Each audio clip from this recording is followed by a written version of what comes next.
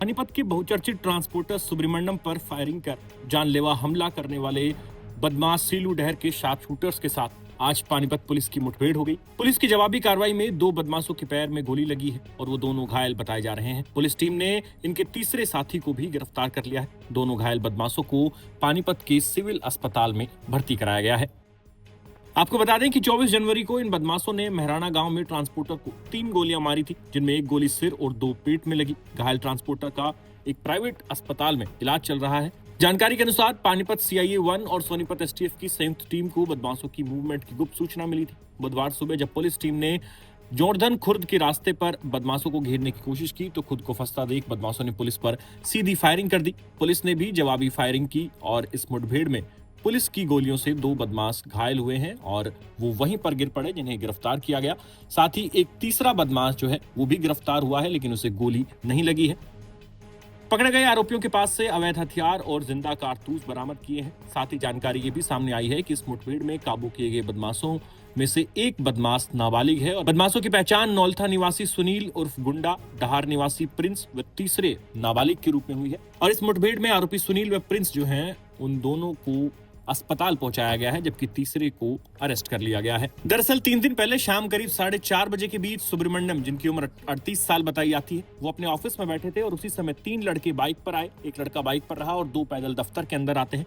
सुब्रमण्यम को बात करने के लिए बाहर बुलाया और एक साइड में बातचीत करने के लिए ले गए। इसके बाद 2 लड़कों ने सुब्रमण्यम पर जान से मारने की नीयत से गोलियां चला दी और एक गोली उसके माथे में, 2 गोलियां पेट में लगी है और काफी हवाई फायर भी इस वक्त किए गए थे। फिलहाल सुब्रमण्यम जो है उनका अस्पताल में इलाज चल रहा है, उनकी हालत क्रिटिकल बताई जा रही है। हरियाणा में लगातार STF इस तरह के बदमाशों को ट्रैक कर रही है जो कि शूटर्स का काम करते हैं बड़े बड़े गैंगस्टर्स के लिए, और उन्हें लगातार पुलिस मुठभेड़ के बाद गिरफ्तार किया जा रहा है। और ये मामला सामने आया है पानीपत से, जहां पर इन 3 बदमाशों की मुठभेड़ हुई, जिसमें 2 घायल हुए और एक को अरेस्ट कर लिया गया।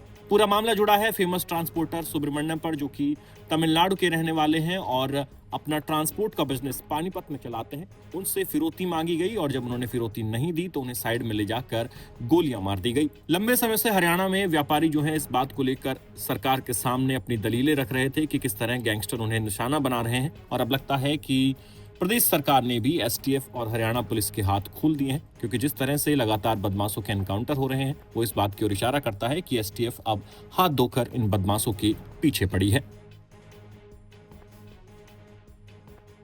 ये 24 जनवरी को इन्होंने ट्रांसपोर्ट का काम करता था यहाँ पे पानीपत में, उस पे इन्होंने फायर किए थे जिसके सिर में गोली लगी थी, जो अब एडमिट दिल्ली है।